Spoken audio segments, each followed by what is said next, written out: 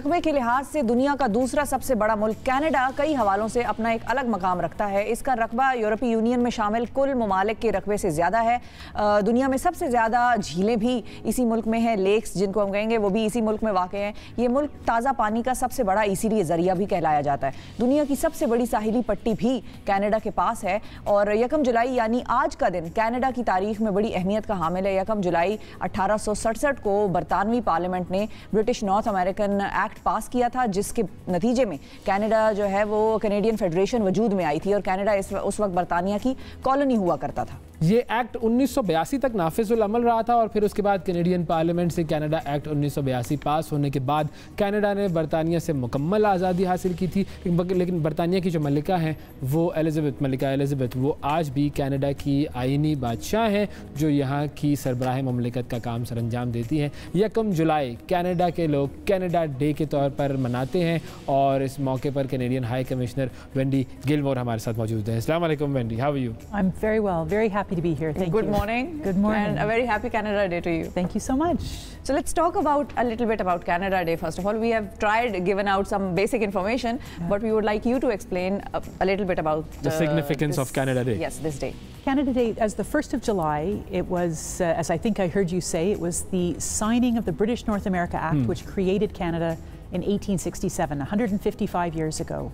And we've gone through a few evolutions over time. It was called Dominion Day because we were a dominion of Canada up until the Treaty of Westminster in the 1920s, where Canada became its own country responsible for foreign policy and for defense policy leading into the Second World War. But now it's really a day for families, for people to come together to celebrate what they feel strongly about in Canada, which is diversity, it's pluralism, and it's really just a chance to get together and have a party. Okay, right. So what would be the activities? If somebody's in Canada, what activities would they see today? So if you're in Ottawa, which is where the national ceremonies happen, on our Parliament Hill, there's a big garden, a big lawn out in front of our Parliament buildings. There's a day-long festival. Okay. So you have music, you have fireworks, in the evening, of course, you have people will come together and do barbecues and get together with family.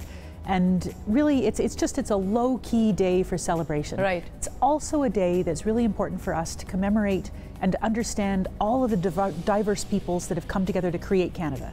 So in the last few years, we've really started to come to reckon with the importance and the understanding of the role that Indigenous peoples, our first native peoples in Canada, have provided to our nation, and some of the terrible wrongs, frankly, that have happened to Native peoples over the course of the 155 years. Yes.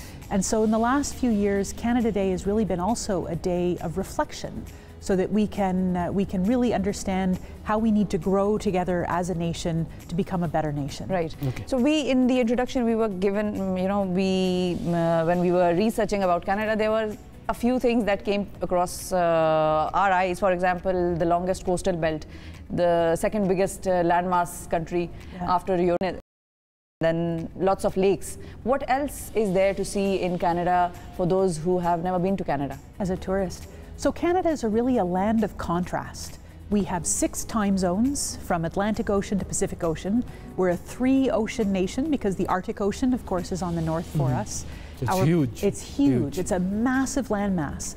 But that saying, our population, which is just under 40 million, about 38 million people, live in a 200-kilometer strip along the U.S. border. Because that really reflects where the arable land is, where the most comfortable climate is.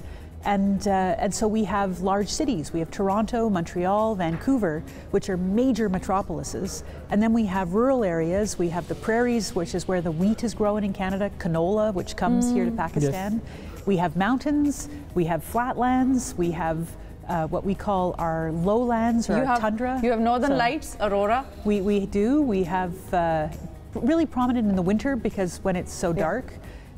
This time of year, around sort of the end of June, If you go north of 60 degrees, then you have incredibly long, bright summer nights. If you go up above the Arctic Circle, 24-hour sunlight this time of year.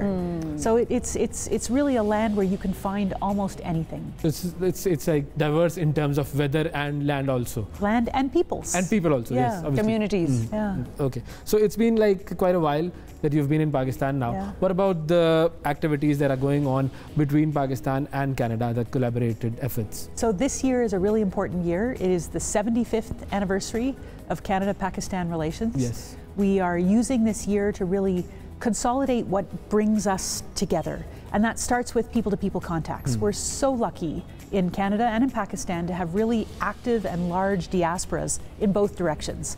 We have a large number of Canadian citizens and Canadian residents that live here in Pakistan. We have even larger communities of people of Pakistani origin which live there, in yes. Canada. And the transit, especially now, we are, as I say, hopefully post-COVID, we're in an era where travel is resuming, where regular contacts are resuming, that we're starting to see more people go back and forth. We're very lucky that Pakistan International Airways continues to have a direct flight flights. between Lahore, Karachi and Islamabad to Toronto, and that really helps the movement of peoples back and forth. So we're looking at a bunch of different events to try and celebrate everything that we've seen over the last 75 years and what we want to do over the next 75. And what are the areas that you would want to see some kind of collaboration between the countries, but so far it hasn't happened?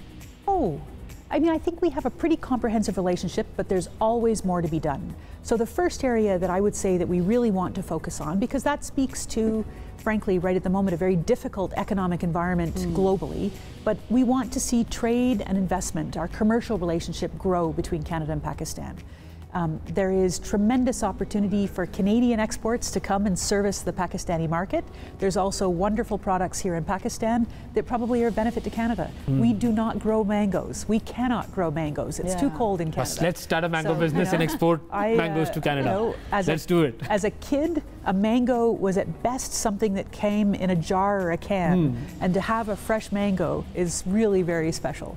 So, but it's more than just agricultural products. Canada and Pakistan, technology is a big area. The ICT, information communications technology sector, is one which is growing. There's a vast potential of young people with good English language skills, with good technical skills that can be a benefit to what is a very active and growing technological sector in Canada. We also have in Canada real expertise in renewable energy and green technologies. That's something which, given the challenges of global warming, is something that Pakistan could really need. So that's the area where I think we're going to see grow. We also, I think, as you know, there has been recently concluded an agreement with a Canadian mining company, Barrick, which is going to be going forward with the development of the Reko Diq mine. There's still a few things which have to be worked out, but Barrick, as a world leader in responsible mining, is poised to really bring tremendous benefit to Pakistan, to Balochistan specifically, but to Pakistan as a whole. Okay, talking about young people, what opportunities does Canada hold for the students of Pakistan? I think there are an endless number of opportunities. So Canada has a very wide network of universities and colleges. They offer degree programs, technical programs, vocational programs, and we are looking for qualified, capable Pakistani students to be able to go to Canada. We welcome international students in Canada. What is absolutely crucial, though, is that students have to do their own research. They have to figure out what is the right program, where do their qualifications fit with Canadian programs, do they have the necessary financial support to be able to pursue the program, and then to get all their documentation together so that they get there in a timely fashion. But we want Pakistani students to look to Canada for opportunities. But do you also offer something like US has this huge program, Fulbright? Yeah. It is the most talked about program, and when we talk about UK, it is the Shevening. So do you have something like that? We don't. All right. So in Canada, we're a federal country, like Pakistan. Education is a devolved responsibility. We have 10 provinces. Every province has their own program. Each universities have their own program. So there's a website, I don't know, maybe it might be possible for you to share with your viewers, but it's called Edu Canada, EDU Canada, all one word. And if they Google that, it will come up with a website which has a whole bunch of different portals to find the right opportunity for the type of scholarship, the type of program, the type of university, and it gives students a one-stop shopping to really look to see where their so that's EduCanada, EduCanada. इस website के ऊपर आप जाकर देख सकते हैं कि कौन-कौन सी अपॉर्चुनिटीज़ हैं कनाडा में स्टूडेंट्स के लिए तालीम के हवाले से. बड़ी इंपॉर्टेंट वेबसाइट है, ये देखना ज़रूरी है तमाम नौजवानों को. Okay, now you've been here since when? Fall 2018. Fall so 2018. Close to four years. So it's like 4 years now. Okay. And over these 4 years, what have been your experiences living in Pakistan and interacting with Pakistani people? I mean, it's been a crazy 4 years for all sorts of different reasons. I mean, it starts off with, it was just what a wonderful privilege for me to be able to come and live in Pakistan and to get to know the country and to travel around and get to meet people. I mean, that for me has been just the best highlight. But it's also coincided with a really difficult period. Yes. We've had COVID for 2 of those years. And in the COVID times, the opportunity to meet and engage with people have been quite restricted. So we've done what we could to operate safely, to be able to get out, still to operate in a way that we can meet people, and we've learned to use Zoom and video conferencing and teleconferencing in a way.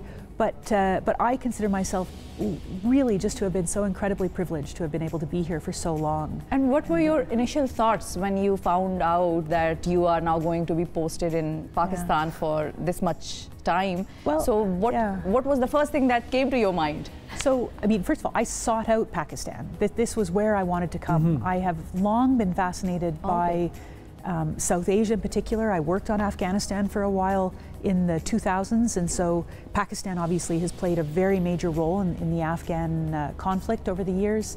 But also, since a little kid, I have been interested in mountains and the outdoors and mountain people and mountain cultures. So this is the place for you to be? And so the idea that I could come and live so close to the Karakoram and the Himalaya and the Hindu Kush and be able to get there and to visit there has just been amazing.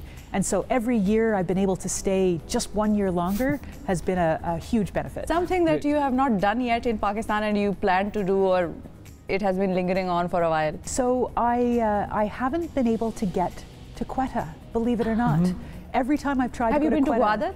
I've been to Gwadar. Okay. I've been to Chaman. I've been to the area around Rikodik, the Chugtoy area, but I haven't been to Quetta as a city itself. Every time I've tried to go, something has happened, or it's just been too difficult, or COVID happened. So I will definitely get to Quetta before I leave. That's in your to-do list. It's the in top my thing. to-do list. Final message for the people of Pakistan and Canada on Canada Day. I think we cannot underestimate how solid and how really, as I say again, privileged we are to have these people-to-people contacts, to have the connections between Canada and Pakistan. There's a lot of challenges here in Pakistan. One of the things that Canada works on consistently is the rights of women and girls, is our development programming, which is a big part of why we're here, and the opportunities for us to be able to engage with Pakistan to help Pakistani communities with their priorities to advance health, education, women and girls' rights, and their access to public spaces and empowerment is something which has been just so incredibly valuable. Thank you very much, Wendy Gilmour, Canadian High Commissioner to Pakistan. Happy Canada Day once again. Thank you so much. Thank you for having me.